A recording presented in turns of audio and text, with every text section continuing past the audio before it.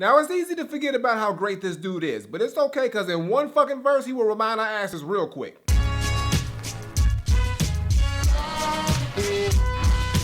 What's going on, everybody? It's the Granddad of Granddad Wooly, and you are here again for another edition of CDK Studies. Today, we're going into the book and talking about one of my favorite MCs of all time. This dude's been around fucking forever, like 20 plus years in the game. Crazy albums under his belt. He still got it to this day, dropping crazy fire bars. And the nigga's been on like every fucking label ever fucking made ever, and he's still going strong. We're talking about the one, the only, Busta Bust himself, Busta Rhymes. So we're gonna go up in the book right here. We're gonna talk about a couple of my favorite albums from Busta Rhymes, and like before we, all right, we're gonna start this off with a story time, y'all, because here's the thing. When I first got into Busta Rhymes, y'all, I got into him real early. Actually, when he first fucking came out, it was like 1996. Shit, I was like 8 years old, nigga. I was like 20 years ago. God damn shit. But he first came out, and he had dropped this song called Woo-Ha Got You All in Check. And I remember me and my little brother, if I was 8, he was like 6. We was young as shit. It was literally like our favorite fucking song. And I remember there was a Walgreens a few blocks away from where we fucking live. I was living in Gary, Indiana at the time.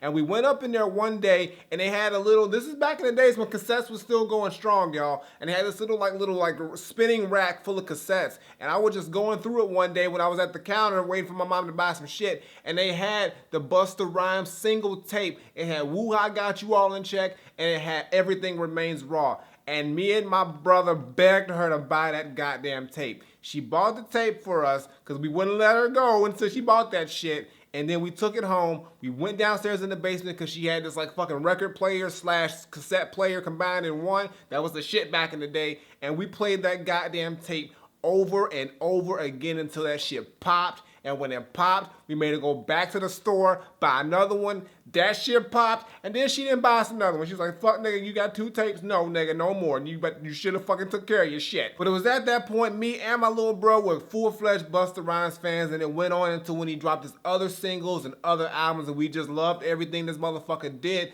growing up. But it wasn't until later on that I was actually able to get a hold of an official Busta Rhymes album. And honestly, y'all, the one I'm about to show you, I don't even know how I got this shit. I don't even know if I bought it or someone bought it for me or if I got it from somebody. Don't fucking matter. It's in the goddamn book. And we talking about the album E.L.E. Extinction Level Event, The Final World Front. This nigga had one of the longest goddamn album cover titles back in the day when motherfuckers was being simple with the shit. But this shit dropped back in 1998, and this is one of my favorite Busta Rhymes albums. This is his 3rd full-length album, and it had a lot of crazy fucking tracks on here. Everybody Rise, What's It Gonna Be, Give Me Some More, Tear the Roof Off, Party Is Going On Over Here. He had production from Knot, Swiss Beats, Diamond D, D-Dot, Rockwater. Crazy fucking production list on here. Beats on here were fucking crazy. Busta was killing it on here. Bars all goddamn day. Flows all goddamn day. And the features on here weren't too many, but the ones he got were kind of crazy. He had the Flip Mode Squad, of course. He had to have a team on there. Also had Mystical up on here. Janet Jackson, of course.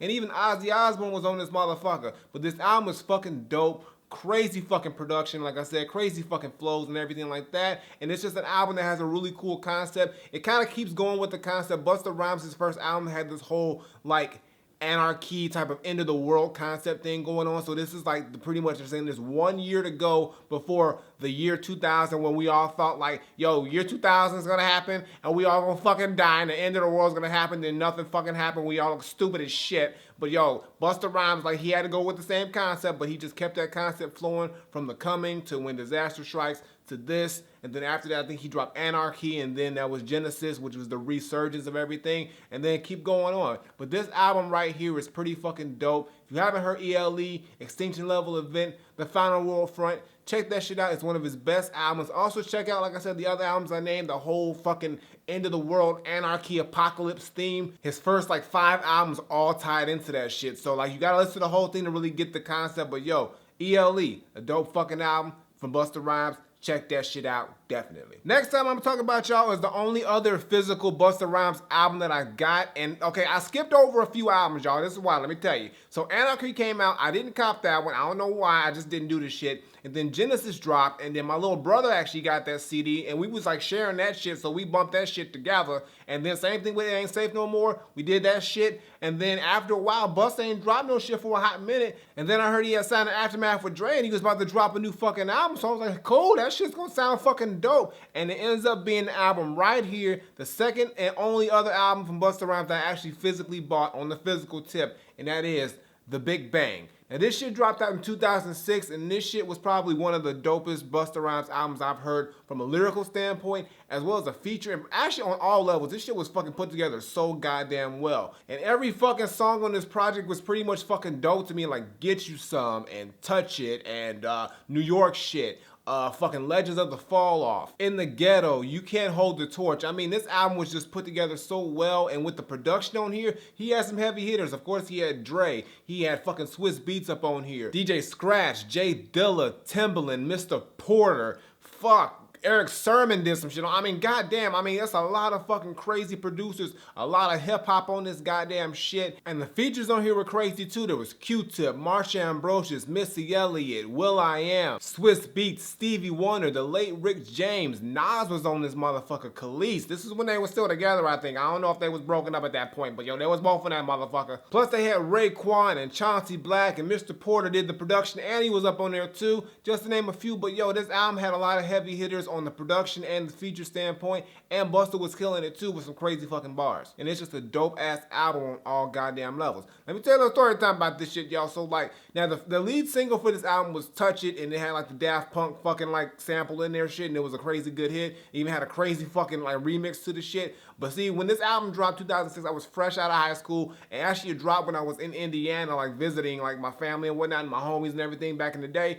So we actually went in my mom's car to Petro. I copped this album, and we would do this really weird, stupid, like I don't even know if it was a dance thing, but it was this thing we would do the Busta Rhymes Touch. I think there's a video on YouTube of it. I don't know. It might be not. But yo, I think it is. But basically, we would wild out to this song. We would be mad cool when the song was real mad cool. And then when the song wild out, we would wild out, and we would just do that back and forth in the whole goddamn thing. It was me, my homeboy Jay, and my other homeboy Jason, R.I.P. up top. But yo, we would go in the car, we would wild out, do that shit. So yo, this album right here had a lot of impact because, you know, not only was it dope, but yo, it had a fond memory of me and the homies also. So if you haven't heard this goddamn album, shit's fucking crazy. Everything on here is fucking dope to me, and I think it's one of Busta's best albums. I don't think it's sold as well as his previous albums, but from a production and just presentation standpoint, I think it's one of his strongest projects and something you should definitely fucking check out. But that's gonna do it for today's CD case studies, y'all. Hope you enjoyed me talking about some of my favorite projects from Busta Rhymes, but not just these. Like I said, the earlier work, check that shit out, and also some of his later work. I mean, he had his album Back on My BS, which was, it was okay,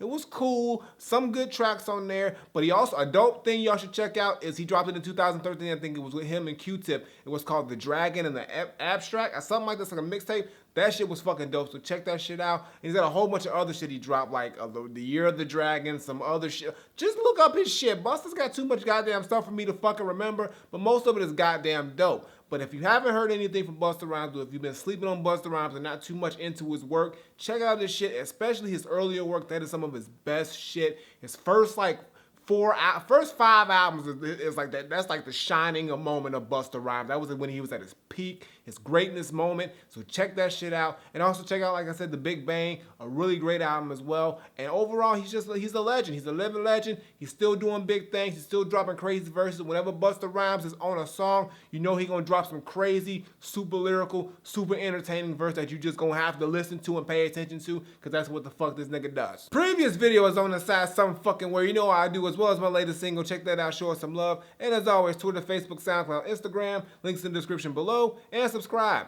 Button on the screen, button below, CD case studies twice a week, as well as Wooly reviews. Check that shit out, and the gaming channel. And if you're an indie anything and you want your shit spotlighted, info below. And I got nothing more to say. So until next time I take my leave, Granddad, Busta Rhymes, the CD case studies, motherfucker's a legend. I mean, and he still got crazy bars. If I so happen to end up on a song with him, I might have to sit that one out, because I don't know. I don't think I'm at that level yet. Maybe I am. I don't. I gotta check the pen game. But hey, nigga's a legend. I'm out of here.